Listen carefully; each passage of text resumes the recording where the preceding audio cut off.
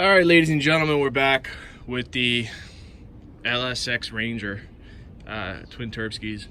And as you can see, the turbos are out right now because we're getting ready for the first start. I don't want to blow all that shitty weld into my turbos. So as you can see, we have the computer here, FiTech. I just bought it off a whim. I had a coupon for 20% off, so I just fucking bought it. And came with the map sensor, came with everything. It was pretty easy to connect. It comes with two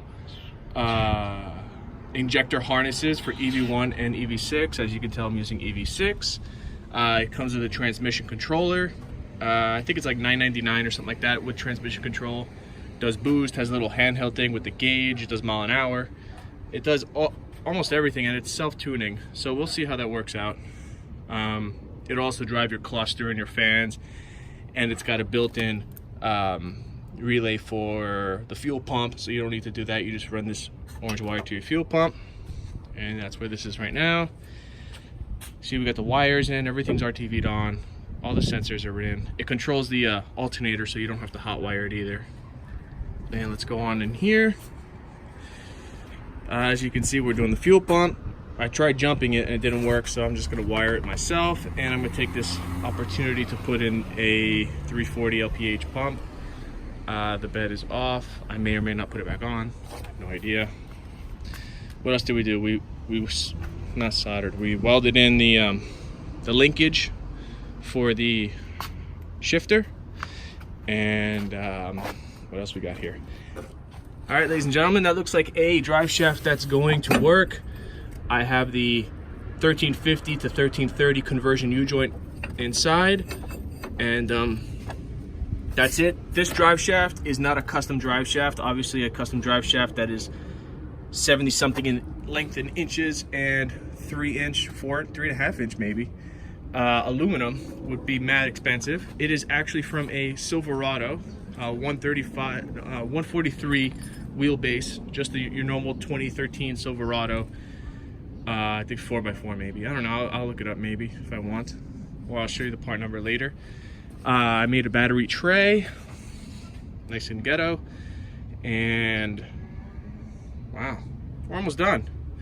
If we had fuel, I could probably turn this bad boy on right now. What's left is to put the turbos back on, finish the drain lines. I put another drain line down there. I have one on this side, one on that side. The pan is easy to remove. You don't even have to do anything. You just take out the bolts and it comes out the bottom of the truck. What else? Woo, pretty winded. I was beating up. See, this is the stock drive shaft. This one probably would have worked, but this drive shaft is perfect, and it was only $70.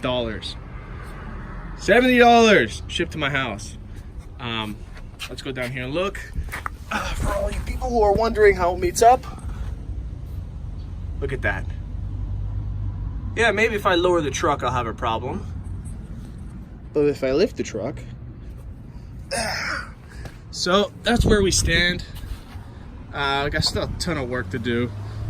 I got the intercooler. I got to put it in here. I got to figure out how I'm going to do 2-inch Y pipe into the 3-inch intercooler. That's going to be fun. I have my ideas already. I don't want to buy no fancy intercooler, so it's just 3-inch in, 3-inch out. So I gotta make the two turbos come together, step it up from 2 inches to 3-inch, put it through, and then come back up to this bad boy. As you can see, this harness is very nice, very well loomed. So nobody should be concerned about that. But this is where we are. Whew. I'm exhausted. Some shitty welds as you would expect. But here's just a little update for you guys, all right? Let's go in here. There's the twin turb skis. Still gotta do downpipes, O2 sensors. I gotta fill up the tranny. I filled up the oil pan, but that's where we are. Check back later.